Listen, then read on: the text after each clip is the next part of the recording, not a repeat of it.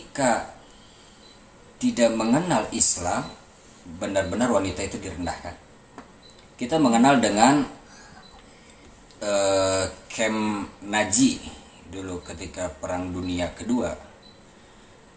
Bagaimana di camp itu wanita-wanita disiksa, dan bukan cuma 1-2 orang, tapi ribuan wanita disiksa, benar-benar dihina, bahkan dibunuh secara massal. Kita kenal dengan tragedi Nanking. Wanita begitu banyak dianiaya dan dibunuh. Bukan cuma dilecehkan, tapi dibunuh secara massal. Bukan 1-2, tapi ribuan orang. Ini ketika tidak mengenal ajaran Islam, maka semena-mena terhadap kaum wanita. Bahkan ketika zaman kolonial Belanda itu ada slave woman atau perbudakan wanita. Ada perbudakan wanita. Ketika zaman kolonial Belanda tahun 1852, Belanda mulai melegalkan yang namanya prostitusi, Umi. Prostitusi. Ada beberapa tempat di Nusantara ini yang dijadikan sebuah lokasi khusus untuk prostitusi gitu. Jadi perbudakan terhadap kaum wanita. Wanita dianiaya, wanita direndahkan, dihina, bahkan dibunuh. Beberapa tragedi yang tadi habis sebutkan di belakang itu jumlahnya juga dalam tragedi Nanking itu subhanallah sangat banyak, 1-2 puluhan, ratusan, bahkan ribuan. Begitu banyak yang menjadi korban daripada kaum wanita. Nah, tragedi-tragedi yang habis sebutkan tadi itu atas dasar ketika orang-orang tidak mengenal Islam, akhirnya merendahkan dan berbuat semena-mena terhadap kaum wanita. Yang tadi Umi pertanyakan, bentuk daripada kemuliaan terhadap kaum wanita apa sih salah satunya? Salah satunya Islam mengangkat harkat derajat wanita, bahkan disamaratakan dengan kaum laki-laki. Sebenarnya Allah tidak membedakan gender. Yang Allah lihat itu ketakwaan terhadap Allah Subhanahu wa taala, dan yang pantas menilai ketakwaan itu bukan kita, bukan makhluk, tapi langsung Al-Khaliq, yaitu Allah Subhanahu wa taala yang akan menilai ketakwaan seseorang. Itulah salah satu bentuk Islam memuliakan kaum wanita. Jadi begitu banyak sejarah kelam, begitu banyak sejarah yang sangat memilukan yang menimpa kaum wanita. Bahkan terjadi di Nusantara ini ketika zaman penjajahan itu ya, yang tadi disebutkan tadi, Belanda mulai memberlakukan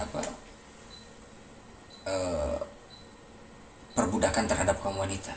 Pada saat penjajahan itu, pada saat penjajahan, bahkan dalam manuskrip Serat Sentani, di dalam kutipannya itu ada juga dijelaskan bagaimana wanita-wanita Jawa juga mengalami perbudakan atau jual beli wanita.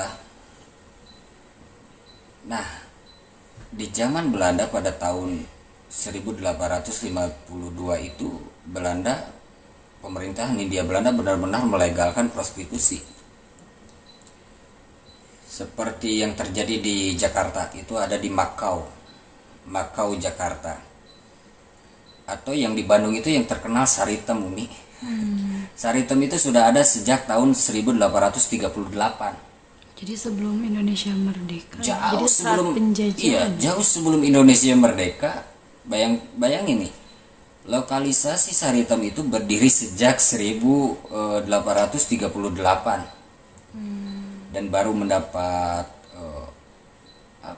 legalitas dari pemerintah Hindia Belanda itu pada 1852. Itu di Bandung tuh, di Saritem. Kalau di Yogyakarta ada Sarkem, di Surabaya ada Gang Doli, terus di Semarang ada Sunan Kuning. di Lubuk Linggau Utara ada yang namanya daerah Patok, atau Teratai Putih yang ada di Palembang, Sintai ada di Batam, atau Pucuk yang ada di Jambi.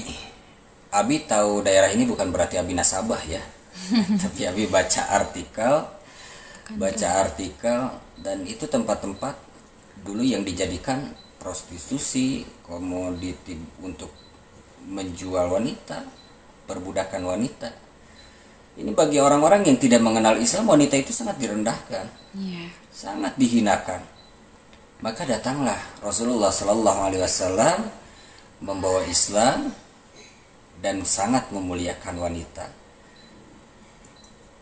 Ketika terjadi tradisi menguburkan bayi perempuan di beberapa kalangan suku Arab, maka Rasulullah Shallallahu Alaihi Wasallam datang dengan Islam itu menghapus tradisi itu. Bahkan Rasulullah Shallallahu Alaihi Wasallam bersabda, barang siapa yang mempunyai 3 anak perempuan, lalu mengurusnya, melindunginya, dan mencukupinya, maka wajib baginya, maksudnya baginya di sini bagi orang tuanya adalah surga. Lantas para sahabat bertanya, ya Rasulullah, bagaimana jika anak perempuannya cuma 2? Maka sama saja hal itu di dalam hadis riwayat Bukhari.